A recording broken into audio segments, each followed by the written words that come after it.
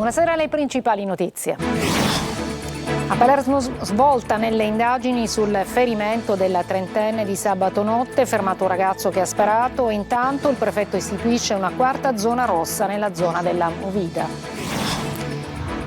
A Catania incendio alla zona industriale, evacuata la STM, le fiamme divampate da un centro estetico, 5 aziende coinvolte, danni per milioni di euro. Palermo contro il caro voli, protesta della Federconsumatori davanti all'aeroporto Falcone Borsellino, si denuncia l'ingiustificato aumento dei prezzi in occasione delle festività natalizie. A Catania aperta la sesta isola ecologica affidata alla Ecocar, il nuovo centro di via Forcile. Aprono 2 librerie in centro storico a Catania, alla guida 2 35enni con tanti sogni e dicono: qui si respira cultura. A Ragusa lo spettacolo nel blu omaggia Domenico Modugno con le sue più celebri canzoni.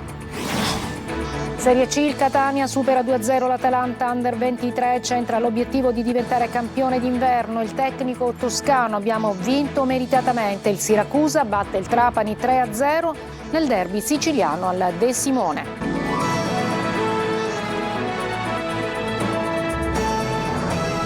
Eccoci, buonasera, benvenute e benvenuti. Dunque a Palermo svolta nelle indagini sul ferimento della trentenne di sabato notte, fermato il ragazzo che ha sparato. Intanto il prefetto di Palermo istituisce una quarta zona rossa nella zona della Movida. Maglio viola.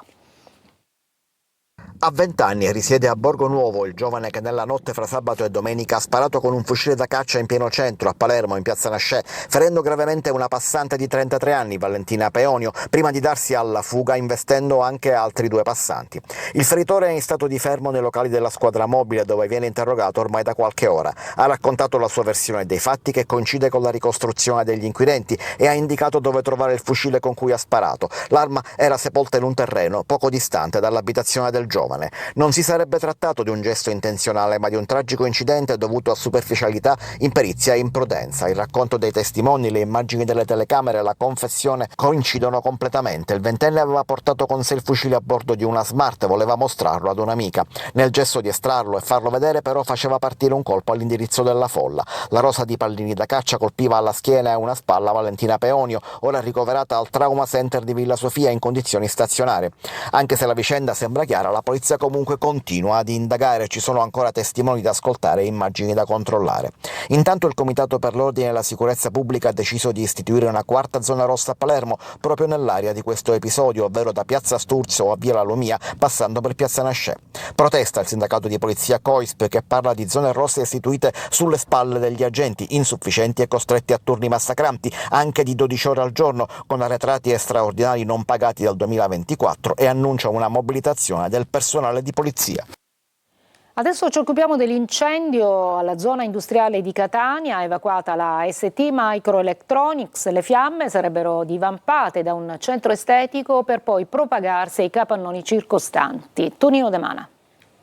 Danni per migliaia e migliaia di euro, 5 aziende coinvolte e 5 squadre dei vigili del fuoco che si alternano da ieri sera, quando un grosso incendio sviluppatosi in questo gruppetto di edifici e capannoni ha fatto scattare anche il piano di evacuazione delle sale di produzione della ST Microelectronics. Momenti di paura e di tensione, con le fiamme che, per la presenza di materiale infiammabile di vari tipi, dai materassi di un centro benessere all'idropittura, passando per liquidi per l'agricoltura o farmaci per animali, hanno incenerito una vasta area in cui operavano, come detto, ben 5 aziende. Le origini del rogo, sviluppatosi intorno alle 20:30 di ieri, restano ancora da chiarire. Gli inquirenti non escludono alcune ipotesi, da un possibile malfunzionamento legato alle luminarie natalizie o di qualche macchinario ad un gesto doloso. Ricordiamo che nella zona, dall'estate ad oggi, si tratta del terzo incendio. Sul posto, oltre a vigili del fuoco, forestale e protezione civile, sono stati impegnati polizia e polizia municipale per il controllo della zona e la gestione della viabilità. Le operazioni si sono svolte in condizioni meteo avverse, con la pioggia battente che ha reso ancora più complessa la comprensione delle cause scatenanti. Sarà adesso la magistratura ad occuparsi della vicenda sulla base delle relazioni dei vigili del fuoco. Torniamo ad occuparci del caro voli, perché oggi a Palermo c'è stata la protesta di Federconsumatori davanti all'aeroporto Falcone Borsellino. Marco Gullà. Anche 600 euro per tornare in Sicilia in occasione delle festività natalizie. Il caro voli incombe e incide sul portafoglio di tanti siciliani che vogliono tornare nell'isola. Davanti all'aeroporto Falcone Borsellino di Palermo, questa mattina un sit-in di protesta da parte dell'associazione Nunzi Party, insieme a Federconsumatori Sicilia. È impensabile spostarsi nel nord d'Italia sprecando ben 2 giorni per viaggio. Qui non c'è un vero mercato libero e effettivo, bisogna coniugare le esigenze costituzionali di rispetto del mercato libero. Tratte particolari per tornare in Sicilia e risparmiare sul prezzo del biglietto. Fuori misura, 500-600 euro, o addirittura andare incontro a viaggi che sono di sé. Un ragazzo che conosco ha dovuto affrontare un viaggio da Torino, ha fatto scalo a Budapest e poi è tornato a Catania. È una situazione inaccettabile. Purtroppo ogni anno è così, ma non solo a Natale, anche ci sono altri periodi festivi dove i prezzi vanno alle stelle, a meno che non si compra molto prima. Una situazione che costringe molti giovani immigrati siciliani a fare sacrifici per mesi pur di tornare a casa o addirittura a rinunciare al rientro per mancanza di risorse economiche. È una situazione inaccettabile. E non va meglio per i treni, pensate, ce ne sono di nuovi, di zecca, fermi nei depositi perché le ruote si usurano, tratte ferroviarie secondarie chiuse o in manutenzione. È il paradosso delle ferrovie siciliane. Luca Ciliberti.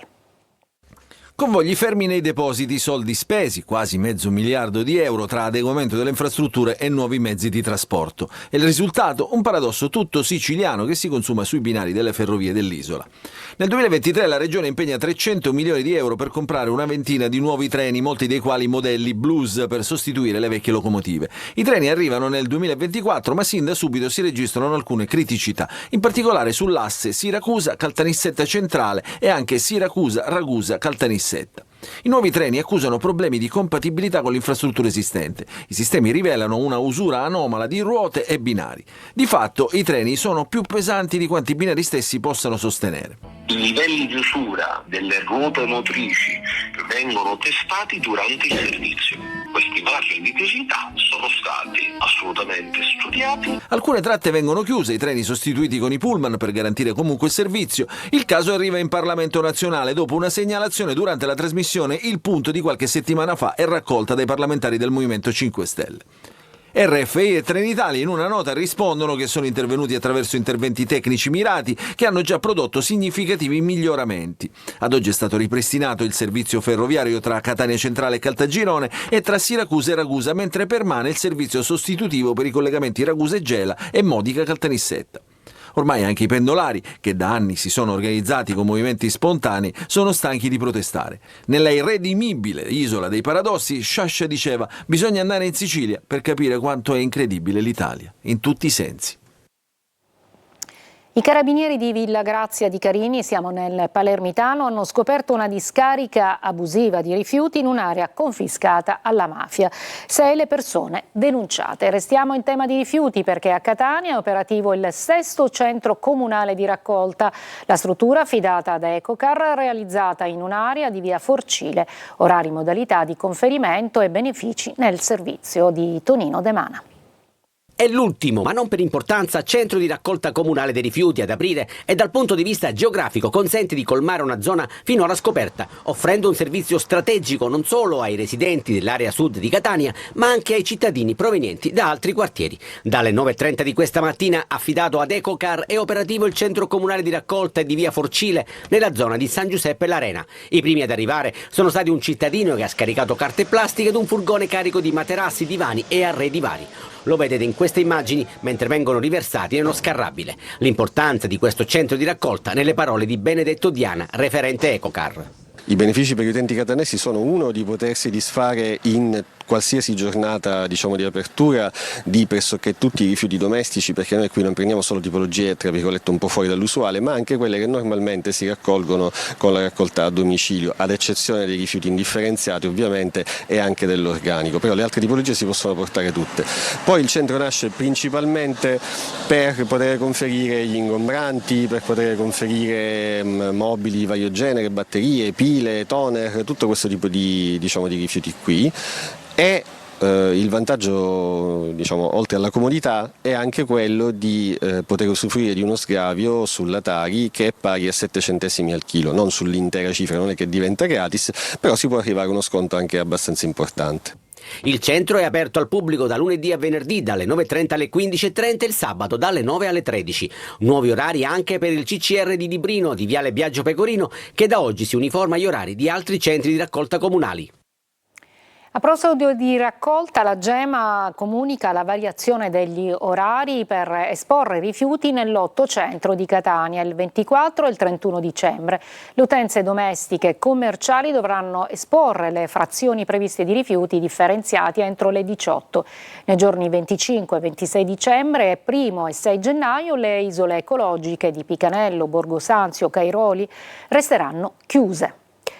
Il Consiglio dei Ministri ha approvato il decreto legge con disposizioni urgenti per le consultazioni elettorali e referendarie dell'anno 2026, in base al quale le votazioni sul referendum sulla riforma della giustizia si svolgeranno in 2 giornate, domenica e lunedì. Breve pausa e poi a Catania l'apertura di 2 nuove librerie nel centro storico.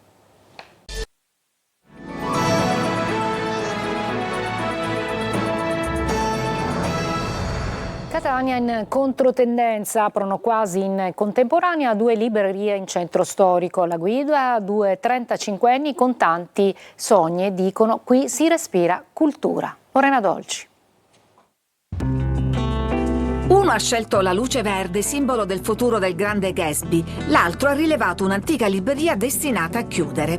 Si chiamano Gatsby Books e Antica Galleria Bonfirraro, le 2 librerie indipendenti che hanno aperto i battenti quasi in contemporanea al centro di Catania, invertendo un trend che sembrava inarrestabile. In comune hanno la giovane età, 35 anni, e l'amore per i libri. Le librerie indipendenti sono, dei presidi culturali. Alberto porta avanti la tradizione di famiglia, editori da decenni, per creare qui uno spazio dinamico dove i libri dialogano con la musica. Abbiamo tantissimi libri antichi, soprattutto prime edizioni che vanno dal 500 fino all'800, ma anche al 900. Abbiamo aggiunto le stampe di diversi illustratori nazionali, tra cui anche il nostro Angelo Ruta Modicano. Abbiamo aggiunto anche i vinili usati e pezzi rari. Dai pressi di Piazza Duomo ci spostiamo in via Grotte Bianche. Qui c'era un vecchio panificio chiuso da un decennio. La trasformazione in Gatsby Books è opera di Giuseppe Quattrocchi, che ha ricreato una dimora anni 20 dal gusto anglo-americano. Poi c'è ovviamente la luce verde che non poteva mancare, che simboleggia il sogno ovviamente irraggiungibile di Gatsby.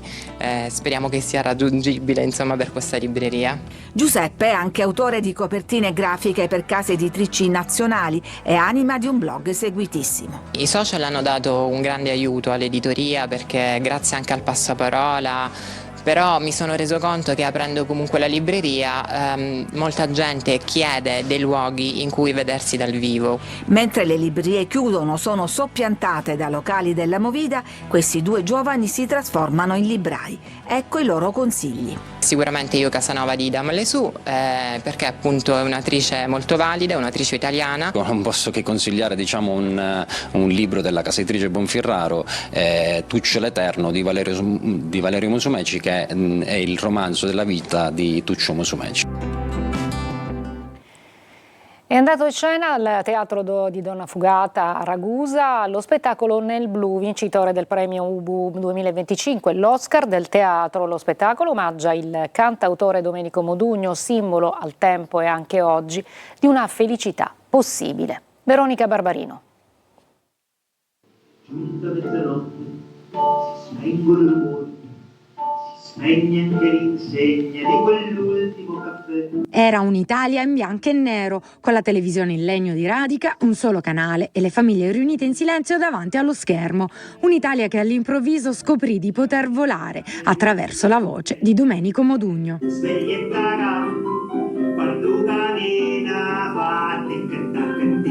Quell'Italia è tornata a vivere sul palco del Teatro Donna Fugata di Ragusa Ibla con Nel Blu, omaggio teatrale al cantautore pugliese costruito sui racconti intimi della compagna siciliana Franca Gandolfi. Ho scoperto un Modugno nascosto, Modugno che era riservato solo all'intimità familiare, e ho scoperto che è una storia che quasi nessuno conosce, a partire dal fatto che mezza Italia pensa ancora che Domenico Modugno sia siciliano, e non è così. Partito con la sua valigia di cartone dal sud Italia per Torino in cerca di fortuna, Modugno divenne con la sua musica il simbolo di una felicità possibile. Ma niente, ho visto questa targa Torino, fammi salire, ti do 1000 lire. In scena parole, note vibranti di malinconia e speranza di un tempo lontano che arrivano oggi per ricordarci che sognare non è evasione, ma una profonda necessità.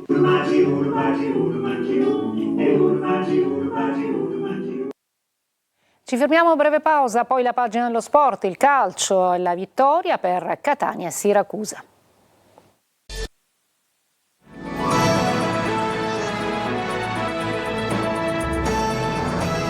Eccoci al calcio. Con la vittoria di ieri al Massimino, il Catania ha chiuso il 2025 in vetta insieme al Benevento. Buona prova dei rossazzurri contro i giovani dell'Atalanta. Sergio Colosi. Benevento chiama, Catania risponde. Pioggia e Atalanta Under 23 non fermano la corsa della squadra di Toscano, che torna a vincere con merito ed è campione d'inverno insieme ai campani. Un testa a testa Salernitana e Cosenza permettendo, che troverà una sentenza nel girone di ritorno. Catania brillante contro un avversario spavaldo con qualità, nel contesto di una gara bella ricca di emozioni, parate e colpi di scena come i due legni rossazzurri. Lunetta si conferma fattore determinante.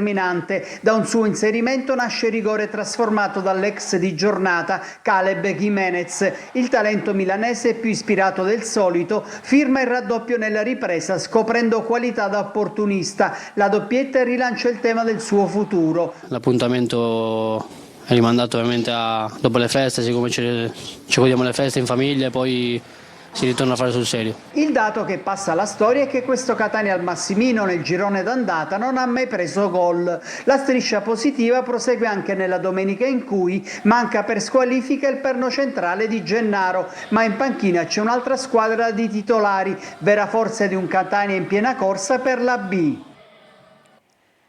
Siracusa travolgente, gli azzurri dominano e annientano il Trapani nel derby 3-0 con doppietta di Contini e rete di Ba. Marco Petrolito. Gara a senso unico al De Simone, dove Siracusa torna a sorridere conquistando con una prova autoritaria l'attesissimo derby contro il Trapani. 3-0 il risultato finale di un match rabbioso e dominato dagli azzurri dall'inizio alla fine. Aretusei che partono forte e mettono subito alle corde i Granata, costretti sulla difensiva sin dai primissimi minuti di gioco. Dopo una clamorosa traversa colpita all'ottavo da Parigini, il vantaggio arriva 2 minuti più tardi con Contini, che è bravo a controllare e a finalizzare un'azione corale ben rifinita da Limonelli. Il Trapani prova a rispondere al 13° con un colpo di testa di Grandolfo parato da Farroni, ma il Siracusa continua a spingere e sfiora più volte il raddoppio, che arriva puntuale allo scadere del primo tempo. Parigini semina il panico sulla sinistra, serve Ba ed il centrocampista senegalese, uno dei migliori in campo, supera Galeotti con un elegante tocco sotto per la rete del 2-0. Nella ripresa non cambia il copione, gli azzurri mantengono alta la pressione e al 55° chiudono definitivamente le ostilità con Contini, rapidissimo a sfruttare il dialogo tra Ba e Limonelli e a trafiggere con una botta sotto l'incrocio l'incolpevole Galeotti. Il Trapani non riesce più a reagire, mentre il Siracusa sfiora il poker, prima al 75° con Molina di testa, poi con Puzzone e al minuto 80 con Candiano.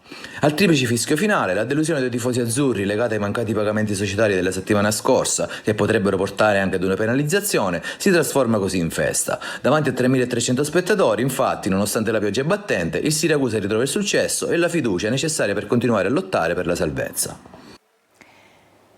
È tutto per questa edizione, grazie per l'ascolto e buona serata.